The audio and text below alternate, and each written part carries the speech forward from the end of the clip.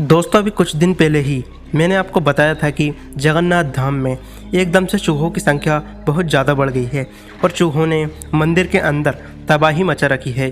चूहों ने मंदिर के अंदर की पूजा सामग्री को भी नष्ट कर दिया है।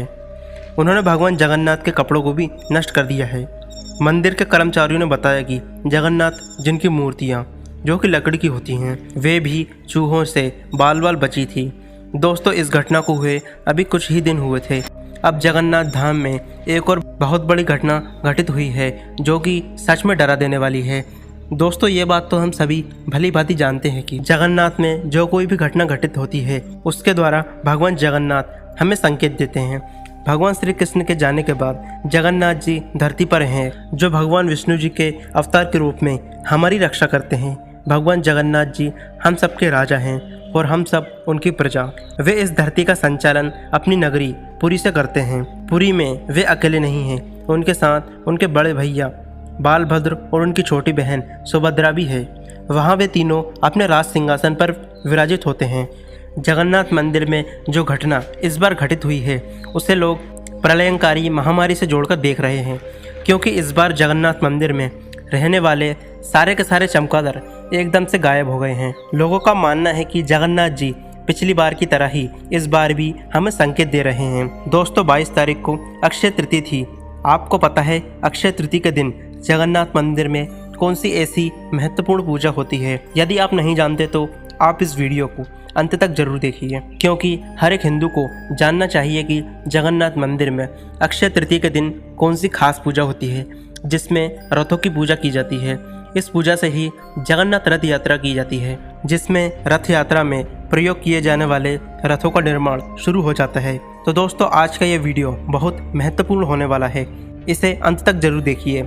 इस वीडियो में मैं आपको जगन्नाथ मंदिर में गायब हो रहे चमगादड़ों के बारे में बताऊंगा और आपको बताऊंगा कि 2023 की रथ यात्रा में प्रयोग किए जाने वाले रथों का निर्माण कैसे किया जाता है। इस बार 2023 में रथ यात्रा कब शुरू होगी, इसलिए चैनल पर न्यू आए हैं तो प्लीज़ चैनल को सब्सक्राइब करके साथ में घंटी वाला बेल आइकन जरूर दबा दें, ताकि हमारी नई वीडियो का नोटिफिकेशन सबसे पहले आप तक पहुंच सके। और साथ ही एक बार सच्चे दिल से कमेंट बॉक्स में जय जगन्नाथ जरूर लिखिए। तो चलिए शुरू से शुरू करते हैं। दोस्तों पहले चमगादड़ों के अजीब गरीब रहस्य की बात करते हैं। दोस्तों मंदिर के उत्तरी द्वार पर सदियों से निवास कर रहे इन चमगादड़ों के अजीब व्यवहार ने इतिहासकारों और शोधकर्ताओं ने भक्तों को हैरान कर दिया है। दोस्तों मंदिर के एक भक्त बताते हैं कि बचपन से ही हमने छोटे छोटे चमगादड़ों को मंदिर के उत्तरी द्वार की छत पर उल्टे लटके हुए देखा है, लेकिन पिछले कुछ दिनों से ही इनकी संख्या में भारी कमी आई है। हो सकता है ये निशाचर प्रजातियां हो रहे इस प्रदूषण के कारण कहीं चली गई हों। आमतौर पर इन निशाचर स्तनधारियों को प्रदूषण से एलर्जी होती है। हमें उनके नए ठिकाने का पता लगाना होगा। या तो उन्होंने जीर्ण शीर्ण घर या फिर मंदिर में शरण ले ली होगी, या वे भोजन की तलाश में गए होंगे। हमें उम्मीद है वे अपने मूल स्थान पर लौट आएंगे। दोस्तों पुरी वन्य जीव विभाग के वरिष्ठ अधिकारी हर्षवर्धन ने मीडिया को बताया कि मंदिर का उत्तरी द्वार 1448 में कपिलेंद्र देव के शासनकाल के दौरान बनाया गया था, जो कि उत्तर द्वार को मोक्ष का द्वार कहा जाता है। इस द्वार के माध्यम से भगवान के दारू को कोयली वैकुंठ को नाव कलेवर के दौरान ले आया जाता है। दोस्तों किंवदंती है कि पुरी के प्रमुख महंत की मृत्यु के बाद वे जगन्नाथ मंदिर के उत्तरी द्वार के चमगादड़ के रूप में निवास करते थे। यह बातें तो मंदिर की हो गई, लेकिन दोस्तों उड़ीसा के लोग इसे कोरोना से जोड़कर देख रहे हैं। उनका कहना है कि चमगादड़ के कारण ही इनसे ही कोरोना वायरस पूरी दुनिया में फैला था। पहले भी भगवान जगन्नाथ ने संकेत दिए थे, इसके बाद भी भगवान जगन्नाथ संकेत दे रहे हैं। इस बार माध्यम अलग है, जो कि है चमगादड़। दोस्तों अगर हम असल जीवन की बात करें तो हम ये देख सकते हैं कि अब सच में कोरोना के केस बहुत तेजी से बढ़ने लगे हैं। आपका इस बारे में क्या सोचना है, हमें कमेंट बॉक्स में जरूर बताइए। तो दोस्तों अब बात करते हैं जगन्नाथ मंदिर में होने वाली रथ यात्रा की। श्री जगन्नाथ मंदिर हिंदुओं का एक प्रसिद्ध मंदिर है जो भगवान जगन्नाथ को समर्पित है। भगवान जगन्नाथ भगवान विष्णु जी के एक रूप हैं। जगन्नाथ का मतलब होता है जगत के स्वामी। उनके इस शहर को जगन्नाथपुरी या फिर पुरी कहा जाता है। भगवान जगन्नाथ की रथ यात्रा इस साल 20 जून को निकाली जाएगी। झारखंड की राजधानी रांची के साथ साथ रायकेला, खरसावा जिले में भी रथ यात्रा बड़ी धूमधाम से निकाली जाती है। खड़सावा के हरसंबा में स्थित जगन्नाथ मंदिर में इसके लिए अक्षय तृतीया के दिन एक विशेष पूजा अर्चना की जाती है। इसके बाद ही रथ के निर्माण की प्रक्रिया शुरू होती है। इस परंपरा का निर्वहन करते हुए अक्षय तृतीया को रविवार के दिन खड़सावा हरभंजा के जगन्नाथ मंदिर में विशेष पूजा की गई। मंदिरों में प्रभु जगन्नाथ की अर्चना व पूजा के साथ साथ रथ के निर्माण की पूजा भी की गई। अक्षय तृतीया को ही उड़ीसा के सभी मंदिरों में पूजा अर्चना कर रथ के निर्माण की प्रक्रिया को शुरू कर दिया गया।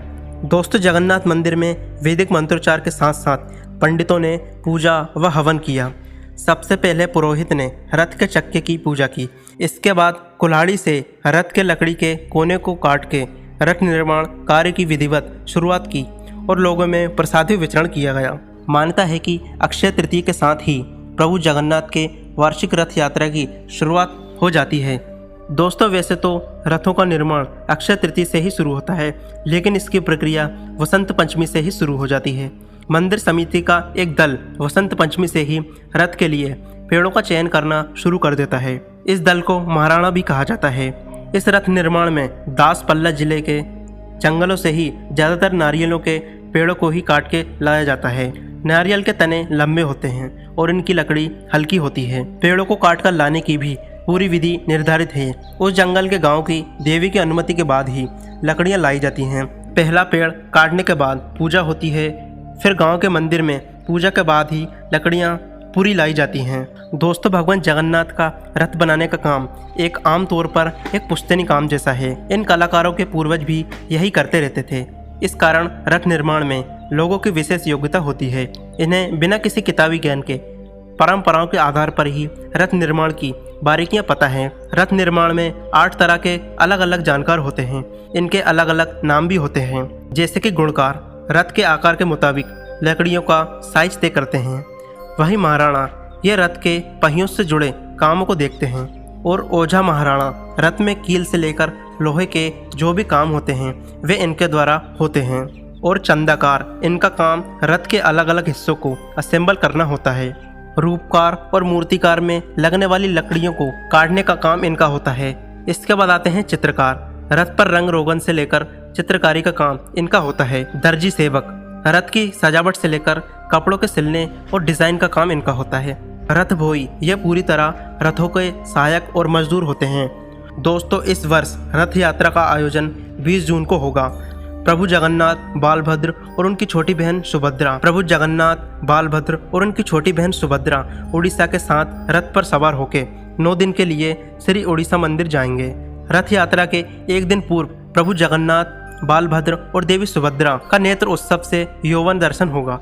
इससे पूर्व 4 जून को प्रभु जगन्नाथ की वार्षिक स्नान यात्रा होगी। दोस्तों, अब 2023 के रथ यात्रा के कार्यक्रमों को जान लीजिए। देव स्नान पूर्णिमा 4 जून 2023, नेत्र उत्सव 19 जून 2023, गुड़ीचा रथ यात्रा 20 जून 2023, देहरा पंचमी 24 जून 2023, बहुड़ा यात्रा 29 जून 2023। तो दोस्तों, आज के लिए बस इतना ही। अगर आपकी इस वीडियो के बारे में कोई राय हो तो हमें कमेंट बॉक्स में ज़रूर बताइए।